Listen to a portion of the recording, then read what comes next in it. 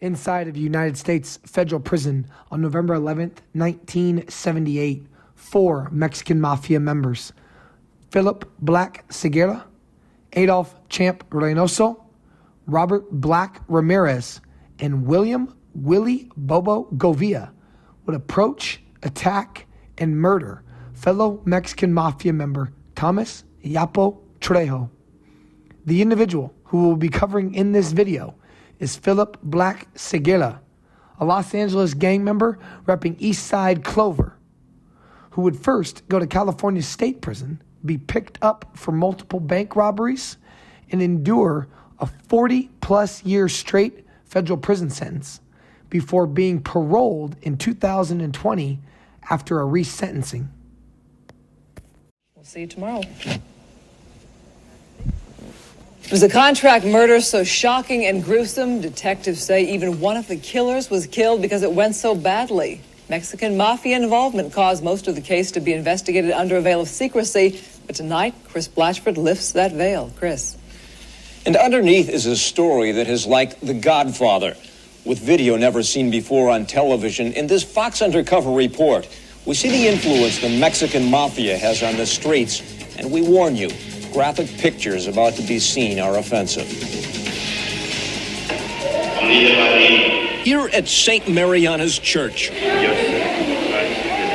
little Joseph Maciel is being baptized on the day of his first birthday. The infant's father, Luis, takes part in the ceremony. Afterwards, Luis hands the child to the priest and poses for family pictures. All the time, knowing he is the mastermind of a bloody gang-style murder planned for later on this same day. Just 3 weeks earlier, this dude has gone way above and beyond the Call of Duty, man. Luis Maciel, known as Pelon, had been inducted into the Mexican Mafia, a criminal organization also known as the eMe. He's done a whole lot of money last year, and he went against his whole neighborhood for us. First, as a member of the El Monte Flores street gang, Pelon had earned a reputation for taking care of mafia business. His sponsor was Raymond Shryock, the eMe shot caller in the San Gabriel Valley, known as Güero Shai. Later, trial testimony would show that Güero Shai asked Pelon to set up another hit. That Tony Dito Moreno and Gus Tito Aguirre were marked for death. Both were Mexican Mafia dropouts who still use the eMe name to tax or rip off drug dealers to support their own heroin habits. Prosecutors say to throw suspicion away from himself, Pelon recruited a team of assassins from the ranks of a rival San Gabriel street gang called Sangra. Bye. And prosecutors say after his child's christening ceremony, Pelon that same afternoon piled into this Jeep and accompanied the contract killers to the victim's house, fingered Dito and Tito as the targets, and even gave them some tar heroin to dull their defenses. Then, Pelon rejoined his family for a day-long christening and birthday celebration. El Monte gang investigators say Pelon played the family man, trying to establish an alibi that he believed would later stop investigators from knowing he was a mastermind of murder. So, here at his Montebello house, Pelon parties with his family as another family meets a brutal death. This was the most horrible thing I've ever seen. Chris Cano, now an El Monte police officer, was a paramedic on the murder scene. He first saw Dito Moreno's bullet-riddled body laying in a pool of blood outside the front door, a broken beer bottle nearby, the pavement littered with shell casings from a .45. But inside was worse. There was just blood everywhere. She knew what was going on, and she knew that her mom was being killed, and it just, those things, a kid should never have to have those feelings or even see that, and then next thing she's, shot. Also, police officers found a 2-year-old little girl hiding in a corner of the room, and her 6-year-old brother had run next door for help. Both survived only because the gunman ran out of bullets. He was Jimmy Palma, a Sangra gang member known as Character, who had begged his homies to let him do the hit to make a name for himself, then went wild, shooting the woman and 2 children. Pelon, who prosecutors say met with the killers one last time a half hour before the murders, was safe at home, still celebrating his son's first birthday. Anthony Scar Torres, a Sangra gangster with a killer's reputation, days later told police no one was supposed to murder the kids.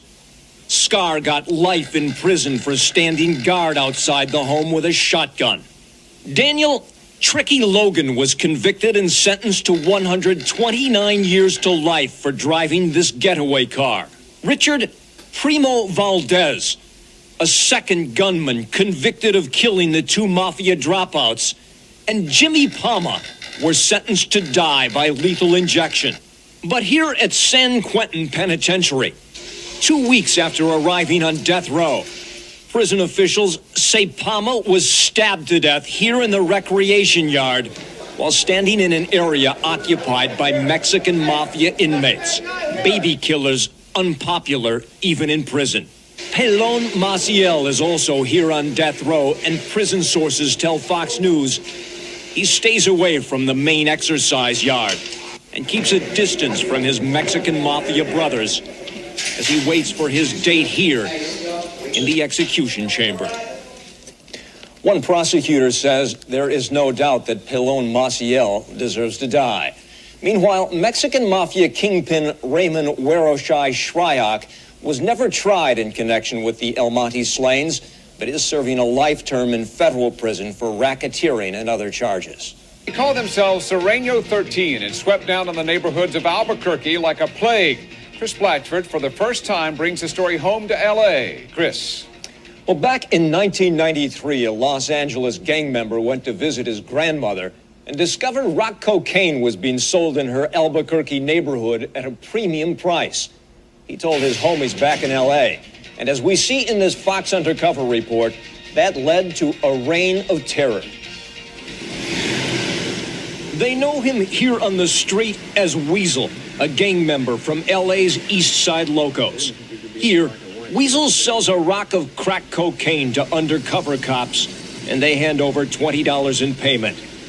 Weasel later hands off the cash to Zodiac, member of a rival L.A. street gang called Lomas. He stashes the bill in his wallet. Gang enemies in L.A., but here working together on the streets of Albuquerque, New Mexico. This former L.A. gangster, whose identity we have concealed, was one of the first to go there. But over here, we just wanted to get together, be known as one, instead of, shooting each other. What we did, we fought the other gangs from out here, and we just took over. They were a mix of rival gangs from East L.A., West L.A., Norwalk, Duarte, and Lenox. Guys with nicknames like Mono, Wino, Evil, Cartoon, Yogi, Spooky, and Shorty. A lot of people were scared of us. Here in Albuquerque, the Southern California gangsters made a pact of unity. Together, signed the letter S and called themselves Sereno13. Everybody heard Sureños, they were like, oh, they're from California, they're bad, Sereno13, now inked right next to L.A. gang tattoos. The unity was all about money, crack cocaine bucks, and smiling Serenos wanted it all. Drawn to Albuquerque by the knowledge that a $3 rock in L.A. sold for $20 here. Thousands of dollars a day, every single day, nonstop. By mid-1995, this high crime area in southeast Albuquerque, already known as the War Zone, was virtually controlled by Sereno13 gangsters. Was in Los Angeles, in New Mexico. This gang member, whose identity we have also agreed to conceal, was part of it all. When we went out there with like a big missile, and they didn't have no guard up. They didn't have no bullets to fly when we came with the missile. But that big missile wasn't enough to protect high-ranking Sereno13 gangster Anthony Aceves, known as Townsman. His became the first Sereno funeral.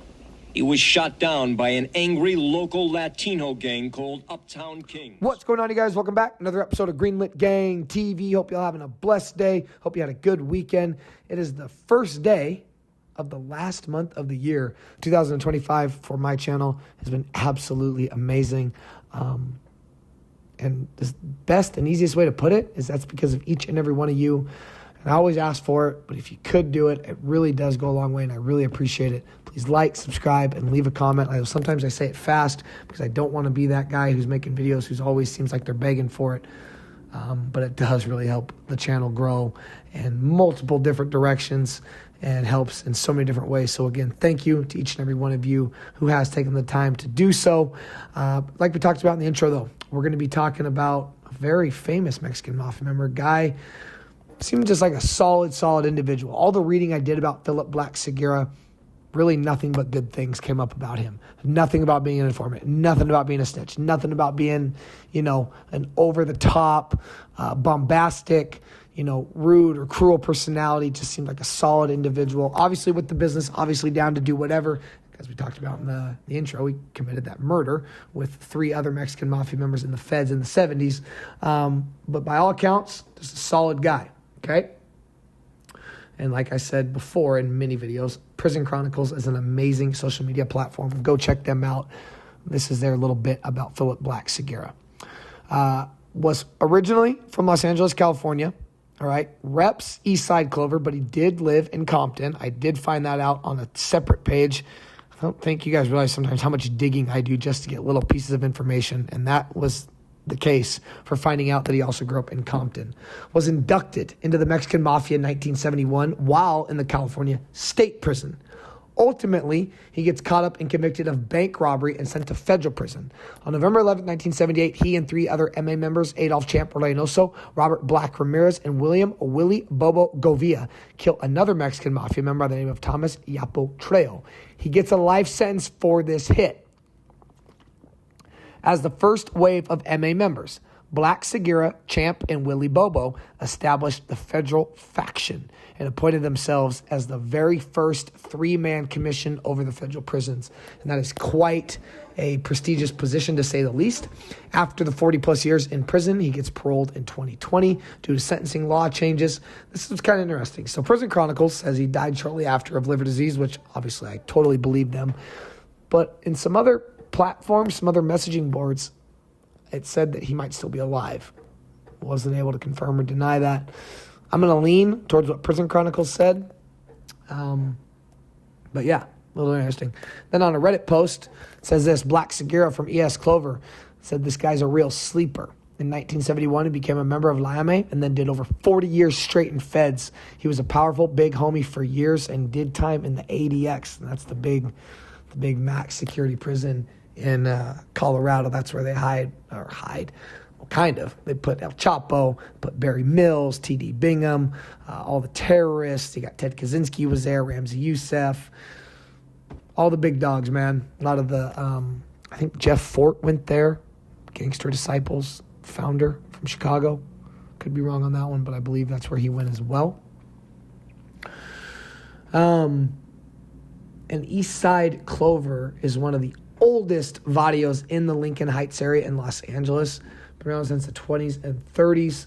Very large Irish population that first inhabited that area. Eventually it would grow into like an Italian and Mexican population. And then now, obviously, as it grew, Mexican Chicano make up the vast majority of those vadios population. Now, interestingly enough, everybody, when you read about Phillip Segura, okay, obviously he's associated with the feds, and for good reason. Did over 40 years. They committed that murder of, of Yapo Trejo, and became a federal 3-man commission leader. But I found an appeal that he filed, or that his lawyer filed, in 1969. This is crazy, okay? This is how it reads. Phillip Segura was convicted by the court after waiving a jury trial of murder in the 2nd degree. His co-defendant, Ruben Gutierrez, was found guilty of voluntary manslaughter in connection with the same killing. And this was an appeal that our guy Segura filed. And this is how it reads. The victim, Victor McFadden, was standing on the street in front of the Navajo bar at about 2 a.m., talking to his wife and some friends when a 1955 Chev drove slowly by. Segura was in the passenger seat, and his co-defendant was the driver of the vehicle. As the car passed, Miss McFadden, who was apparently intoxicated, shouted at them, "You punks, come on out, let's fight." Damn, woman, shut up. God, having a good night. And Segura rolls by in a 55 Chev, and you got to open your mouth. The car stopped and backed up, obviously. Miss McFadden keeps going. "Go, you punks, move."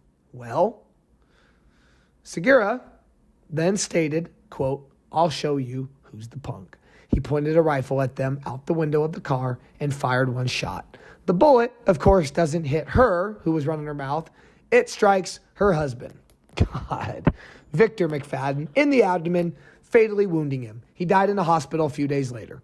The Chevy drove off after the shot was fired. Upon receiving a report of the shooting, Officer Chapman and his partner, Officer Flynn, drive to the scene. At around 2:40 a.m., Chapman spotted a car with two men in it, which matched the description of the vehicle of the two shooting suspects. As the car passed by, he observed that the passenger was holding what appeared to be a rifle.